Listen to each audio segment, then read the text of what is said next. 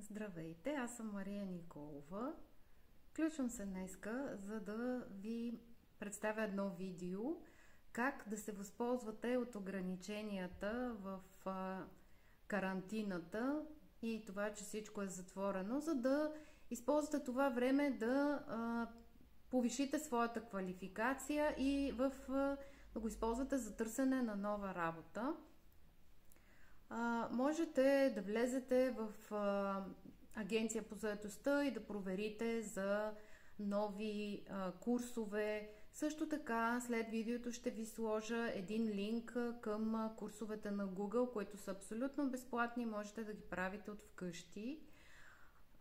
Защо ви го казвам това? Защото в България сега е затворено отскоро и са въведени стриктни мерки, докато в Испания, където съм аз, тези стриктни мерки вече бяха въведени април месец.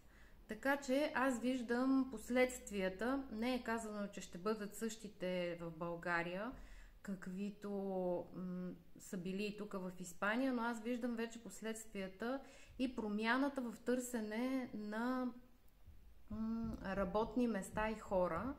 Какво изискват повече? Изискват повече технически умения и мултифункционални работници, които могат да правят много неща.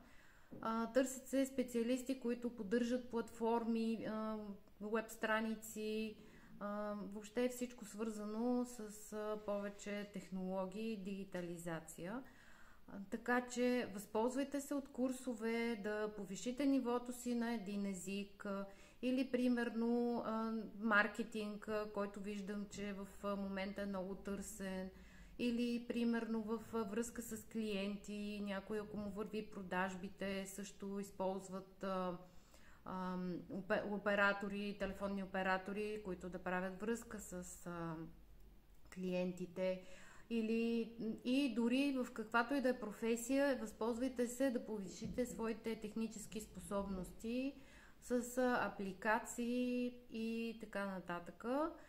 Какво ми е впечатлението след затварянето тук? Ние вече сме отворени от доста отдавна, но не е свободно ходенето. Примерно от 6 месеца не сме излизали без маски навънка, така че ограниченията са 2 метра между хората, в магазините има лимит, така че лимит и ограничения има, но общо взето почти всичко е отворено, така че това стриктно затваряне тук вече е попреминало. Това е специално за тази провинция, защото в Испания всяка провинция решава как да действа в зависимост от ситуацията. Мога да ви кажа, курсовете със сигурност към Бюрото на труда не са същите като начин на протичане и организация като в България, но със сигурност много си приличат.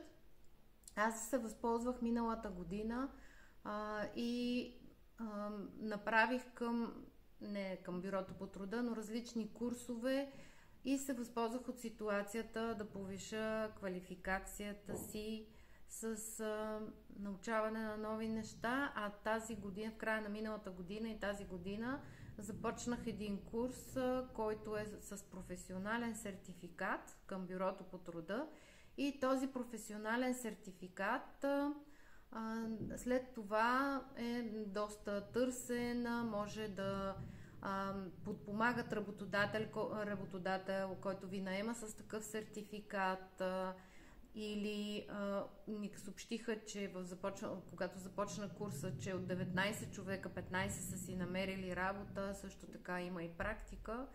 Така че търсете, винаги изпадат курсове не много скъпи или свободни.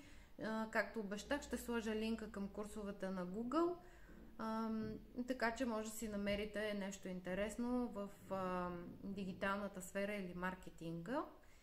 И така, учете се, възползвайте се, по-интересно е, когато човек научава нови неща.